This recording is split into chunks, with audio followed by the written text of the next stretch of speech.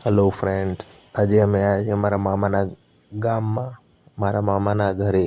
ત્યાં ભજન છે તો એમને બોલાયા હતા તો અમે આવ્યા છીએ સ્પેશિયલ. આ જુઓ કેટલું સરસ ગામ છે, ડુંગરો વચ્ચે રહેવાનું. અમે અહીંયા જ મોટા થયા છીએ. નાના હતા ત્યારે બહુ રમતા હતા અહીંયા. ભેંસો ભેંસો પણ ચરાવવા જતા હતા જંગલમાં, અને અહીંયા જ મોટા થયા છીએ અમે.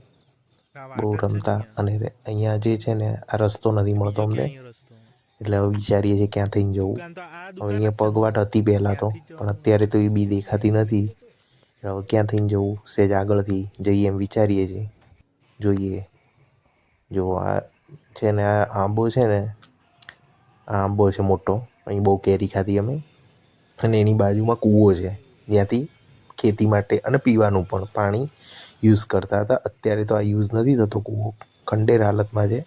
હવે બોરવેલ થઈ ગયા ઘરે ઘરે, એટલે હવે કૂવાની કંઈ જરૂર રહેતી નથી એટલી. આ જો અમારા મામાના ઘર છે, જૂનું પણ છે, પાકા પણ છે, કાચા પણ છે. કેટલું સુંદર છે. આ જુઓ, આ પણ મારા મામાના જ ગામનો સીન છે. આ ડુંગરો છે, અરવલ્લીની ગિરિમાળાઓ વચ્ચે વસ્યું છે અમારું મામાનું ગામ. અને મારું ગામ પણ ત્યાં જ છે, પણ અત્યારે આ સીન છે મારા મામાના ગામનો છે. આ બે નદી છે, એમાં આ મોટી નદી છે. આ જે નદી છે મારા ગામમાં થઈને એ મારા મામાના ગામમાં આવે છે. આ જુઓ, પુલ તો અત્યારે જ બન્યો છે, પહેલાં તો નદીમાં થઈને જતા હતા અમે. આ જુઓ, આ જે છે ને, આ બાજુની નાની નદી છે, અને આ જે છે એ મોટી નદી છે. અને પાછળ અરવલ્લીની ગિરિમાળાઓમાં થઈને આવે છે. આ જે છે ને, એ પોળોથી આવે છે, પોળોના જંગલોમાં થઈને આવે છે, વિજયનગર. અને આ મોટી નદી જે છે એ મારા ગામમાં થઈને આવે છે, પણ આવે તો રાજસ્થાનથી જ છે. આ જુઓ, અહીંયા બે નદીઓ ભેગી થઈ જાય છે, એટલે અહીંયા મોટું રૂપ લઈ રહે છે નદી. એટલે અહીંયા એકચ્યુઅલી કહી શકાય કે આ ત્રિવેણી સંગમ છે. આ જુઓ, બે નદી આ બાજુ છે, પુલની આ બાજુ ભેગી થાય છે, અહીંયા ભેગી થઈ ગઈ છે.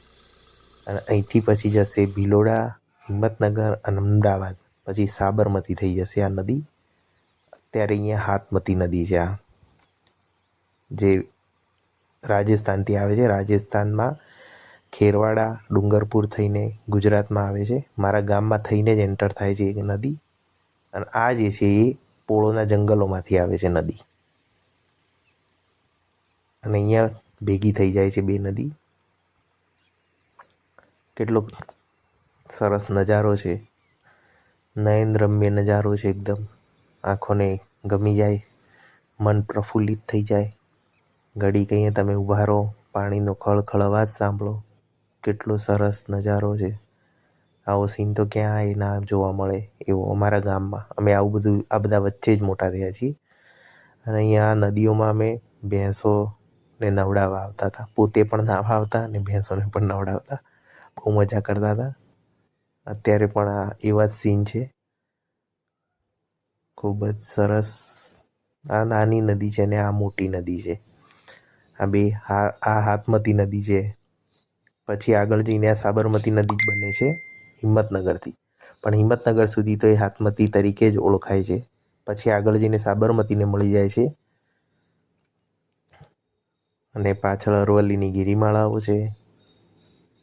આ ડુંગરો છે, એની જોડે મારું પોતાનું ગામ છે.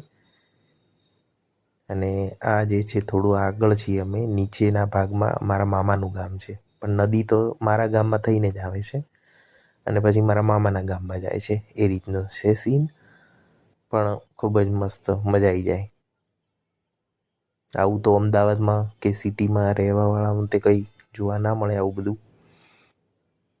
ઓકે, તો ગાઈઝ, બાય.